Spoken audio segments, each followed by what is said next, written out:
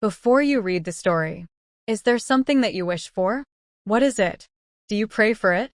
If you get what you want, will your life change? Now read the story. Once upon a time, a man and a woman had 7 foolish sons. They lost their father's cattle, they broke his plow, and everyone cheated them at the market. Their mother prayed to God. "Oh God," she said, "why did you send me all these foolish children? Please, I pray you, send me one more son, and let him be wise." God heard the woman's prayer, and she gave birth to another boy. The child was very small. He was only as long as his father's hand. "We'll call him Sinziro," his mother said. Sinziro was small, but he was very clever, and his mother and father loved him very much. His brothers were jealous. "Why do our parents love you?" they said to Sinziro. "Look at yourself. You are no bigger than a rat." An enemy lived not far away from the family's house. One day, Sinziro's brothers said to each other, "We are hungry, but our enemy has many fat cows and bulls. Let's go to his compound tonight and steal 2 of his bulls. We'll take our father's donkey. It can carry the meat home." They didn't see Sinziro. He was sitting behind his father's stool. So, that night, Sinziro's brothers took the donkey and went to their enemy's compound. They didn't see Sinziro. He was running after them. When they reached the compound, the gate was shut. The brothers couldn't get inside. "I wish Sinziro were here," said one of the brothers. "He's clever. He could get into this compound."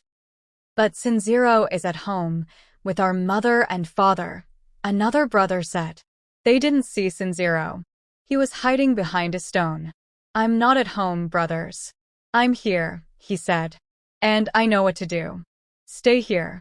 I'll go inside the compound and open the door. I'll drive the bulls out to you." "But how can you go into the compound?" the third brother said.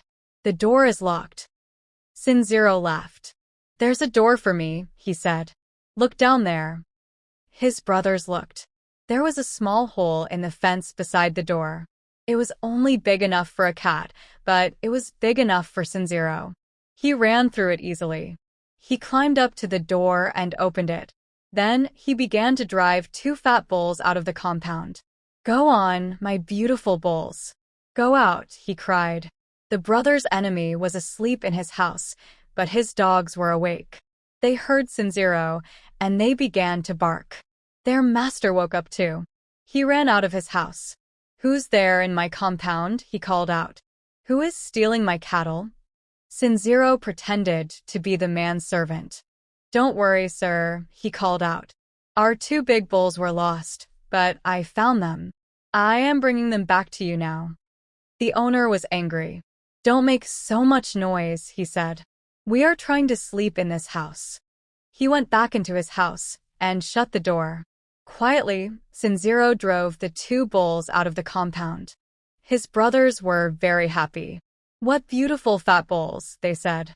"They will be very good to eat. Let's kill them and eat them now."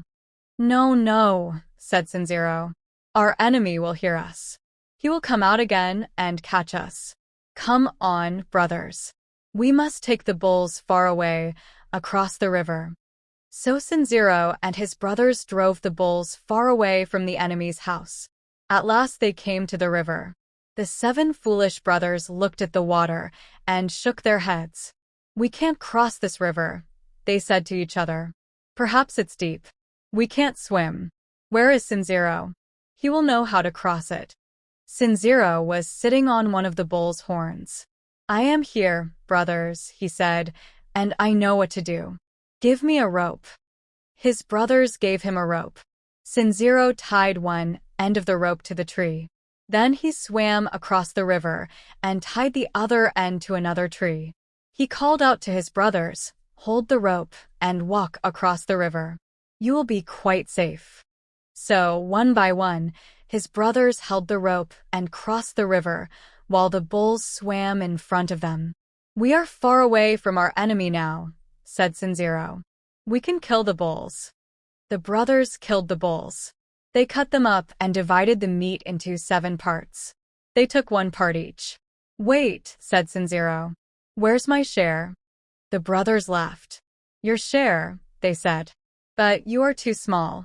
You can't eat this meat. No, Sinziro. There's no meat for you. Sinziro was very angry.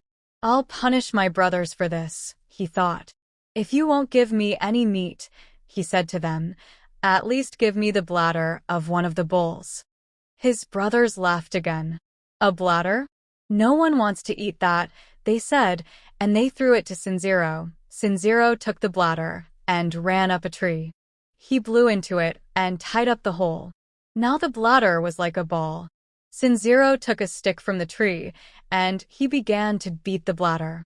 Oh, he began to shout. Stop it. Please don't beat me, sir. I didn't steal your bulls. It was my brothers. Look, there they are, near the river. They have killed your bulls and cut up the meat. The brothers were very frightened.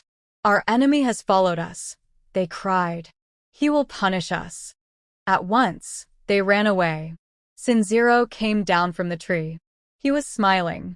Now all the meat is for me, he said, and he put it on the donkey and took it home.